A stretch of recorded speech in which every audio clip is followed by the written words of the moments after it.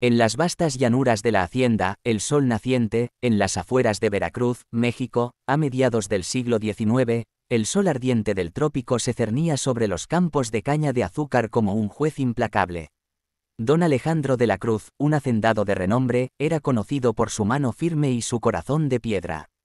Alto, de ojos negros como la noche y barba recortada con precisión, Alejandro había heredado la hacienda de su padre, un hombre que le enseñó que la riqueza se medía en acres y en almas sometidas. La esclavitud, aunque en declive en algunas partes del mundo, aún persistía en esas tierras remotas, donde la ley era un eco distante y el poder del patrón era absoluto. Aquel día de mercado en el puerto de Veracruz era sofocante. El aire olía a sal, a sudor y a desesperación. Los comerciantes gritaban ofertas y en un rincón oscuro del muelle se subastaban vidas humanas como si fueran mercancías. Alejandro había ido en busca de mano de obra barata para sus campos. Sus ojos escanearon la fila de esclavos encadenados, hombres robustos, mujeres agotadas, niños con miradas vacías. Pero una figura captó su atención. Era una joven de no más de 18 años con piel morena como la tierra fértil, cabello negro azabache recogido en una trenza deshecha, y ojos verdes que brillaban con un fuego interior que no había sido extinguido por el sufrimiento. Se llamaba Isabela, aunque en la subasta la llamaban simplemente, la mulata. El subastador, un hombre gordo y sudoroso, golpeó el podio con su martillo. $7. Alguien ofrece más por esta esclava. Fuerte, joven, lista para trabajar en los campos o en la casa. $7. El silencio fue roto solo por el graznido de las gaviotas. Nadie imaginaba que alguien pagaría tan poco por una vida, pero los tiempos eran duros y los compradores preferían invertir en caballos o herramientas. Alejandro levantó la mano con indiferencia. $7, dijo con voz grave. El martillo cayó, y así, Isabela pasó a ser propiedad de don Alejandro de la Cruz. Los sirvientes de la hacienda murmuraron cuando la vieron llegar esa tarde, encadenada a la carreta. Otra más para los campos, susurró María, la cocinera anciana. El patrón no tiene piedad. Nadie podía adivinar lo que Alejandro planeaba hacer con ella. En la mente de todos sería una más en la cadena de explotación, trabajar hasta el agotamiento, tal vez sufrir abusos, y eventualmente, desaparecer en el olvido de la tierra. Pero Alejandro tenía otros planes. Esa noche, en la gran casa colonial de tecos altos y paredes encaladas, mandó llamar a Isabela. La joven entró temblando con las manos atadas y la cabeza baja. El salón principal estaba iluminado por velas de sebo y el aire olía a tabaco y a madera vieja. Alejandro se sentó en su sillón de cuero, observándola en silencio. «Mírame», ordenó. Isabela levantó la vista. Sus ojos verdes se clavaron en los de él, y por un instante, el tiempo se detuvo. En esa mirada, Alejandro vio no solo a una esclava, sino a un espíritu indomable, un reflejo de su propia juventud perdida en las sombras de la soledad. Había crecido sin madre, con un padre tirano, y la hacienda era su prisión dorada. «¿Te llamas Isabela?», dijo él, no como pregunta, sino como afirmación. «Sí, señor», respondió ella con voz firme, aunque el miedo le atenazaba el pecho. «Desde hoy, no trabajarás en los campos», decretó Alejandro. «Servirás en la casa, aprenderás a leer y escribir. Y un día, serás libre». Las palabras cayeron como un trueno en la habitación. Isabela parpadeó, incrédula. Libre. Nadie liberaba esclavos por capricho. ¿Qué ocultaba este hombre? Era una trampa, un juego cruel. Los días siguientes fueron un torbellino para Isabela. Alejandro la asignó a la biblioteca de la hacienda, un lugar polvoriento lleno de libros que nadie tocaba. Él mismo le enseñó las letras pacientemente, hora tras hora.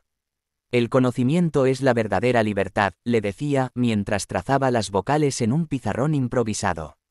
Isabela, hija de una esclava africana y un marinero español desaparecido, había crecido en las plantaciones de Cuba antes de ser vendida y traída a México.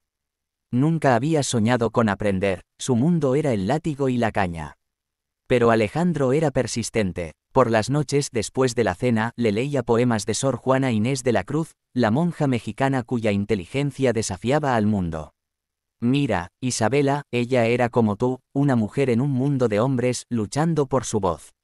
La joven absorbía cada palabra y poco a poco, su miedo se transformó en curiosidad. «¿Por qué hace esto, señor?», preguntó un día, mientras copiaba un párrafo de un libro de historia. Alejandro suspiró, mirando por la ventana hacia los campos iluminados por la luna. Porque yo también fui esclavo una vez. No de cadenas, sino de expectativas. Mi padre me obligó a ser como él, duro, sin alma. Compré tu libertad por $7, pero quiero darte algo que el dinero no puede comprar, una vida propia. La hacienda bullía de rumores. Los peones veían a Isabela caminando por los jardines con libros bajo el brazo y se preguntaban qué brujería había hechizado al patrón. Doña Elena, la hermana mayor de Alejandro, que vivía en la casa como una sombra amargada, lo confrontó una noche. «Estás loco, hermano. Educar a una esclava. La gente hablará. ¿Qué dirán en Veracruz? Que don Alejandro de la Cruz se ha ablandado por una mulata». Alejandro la miró con frialdad. «Que hablen. Esta hacienda es mía, y haré con ella lo que crea justo». Pero en el fondo, Elena tenía razón, el mundo exterior no entendería. La sociedad mexicana de la época, dividida entre criollos, mestizos y esclavos, no toleraba cambios. La independencia de España había traído promesas de igualdad, pero en las haciendas, el viejo orden persistía. A medida que pasaban los meses, la relación entre Alejandro e Isabela se profundizaba. No era solo maestro y alumna, era un vínculo forjado en el fuego de la compartida soledad. Isabela le contaba historias de su infancia en Cuba, las canciones africanas que su madre le cantaba, los ritmos de los tambores que resonaban en la noche, los sueños de un mar libre más allá de las cadenas. Alejandro, a su vez, abría su corazón. «Perdí a mi esposa hace 5 años», confesó una tarde bajo un árbol de ceiba. «Se llamaba Sofía como la sabiduría. Murió en el parto, llevándose a nuestro hijo. Desde entonces, he estado muerto en vida». Isabela tocó su mano por primera vez. «No está muerto, señor. Solo herido». Ese toque fue el comienzo de algo inevitable. El amor floreció como una flor silvestre en el desierto, inesperado, frágil, pero poderoso. Alejandro la besó una noche de tormenta cuando el trueno sacudía la hacienda y la lluvia lavaba los pecados del mundo. «Te amo, Isabela», murmuró. «Y te juro que serás libre, no solo de cadenas, sino de todo lo que te ata». Pero el destino es caprichoso. Los rumores llegaron a oídos de don Rafael Montoya, un hacendado rival que codiciaba las tierras de Alejandro. Rafael, un hombre ambicioso y cruel, vio una oportunidad. Envió espías a El Sol Naciente, y descubrió el secreto: el patrón se había enamorado de su esclava. «Escándalo», proclamó en las tertulias de Veracruz. «De la Cruz viola las leyes naturales. Una esclava educada y amada como igual».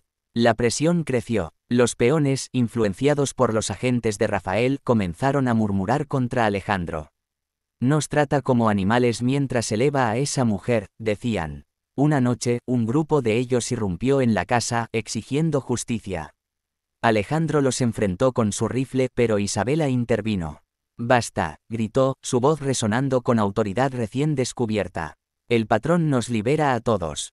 Lean esto». Sacó un documento que Alejandro había preparado, un acta de manumisión para todos los esclavos de la hacienda. El silencio cayó como una manta. Alejandro asintió. «Es verdad, a partir de mañana serán libres. Trabajarán por salario como hombres dignos». Los peones, atónitos, retrocedieron. Pero Rafael no se rindió. Envió una denuncia al gobernador, acusando a Alejandro de incitar a la rebelión. La tormenta culminó en una audiencia en Veracruz. Alejandro e Isabela viajaron juntos, ella vestida como una dama con un vestido de seda que él le había regalado. En la sala del tribunal, llena de hombres poderosos, Rafael presentó su caso: «Este hombre compra una esclava por $7 y la trata como esposa. Es una afrenta a nuestra sociedad». Alejandro se levantó, su voz firme como el acero. «Compré a Isabela por $7, es cierto. Pero lo que hice con ella fue liberarla, educarla y amarla. ¿Es eso un crimen? La esclavitud es el verdadero crimen. He manumitido a todos mis esclavos y desafío a cualquiera a decir que no es justo». Isabela tomó la palabra, su español fluido y elocuente gracias a las lecciones de Alejandro.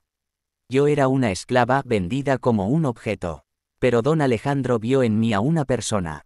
Me dio conocimiento, amor y libertad. ¿Quién de ustedes puede decir que no ha soñado con ser libre?». El gobernador, un hombre progresista influenciado por las ideas de la independencia, falló a favor de Alejandro. La era de la esclavitud termina. Vayan en paz. Pero la victoria fue pírrica. Rafael, furioso, emboscó a la pareja en el camino de regreso. En una noche oscura, sus hombres atacaron la carreta. Alejandro luchó con valor, protegiendo a Isabela con su cuerpo. Una bala le atravesó el pecho.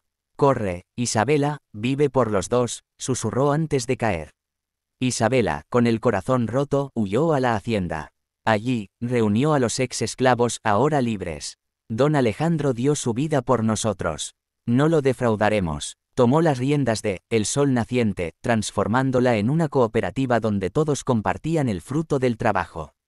Educó a los niños, plantó escuelas en los campos y su nombre se convirtió en leyenda, la mujer que surgió de $7 para cambiar un mundo.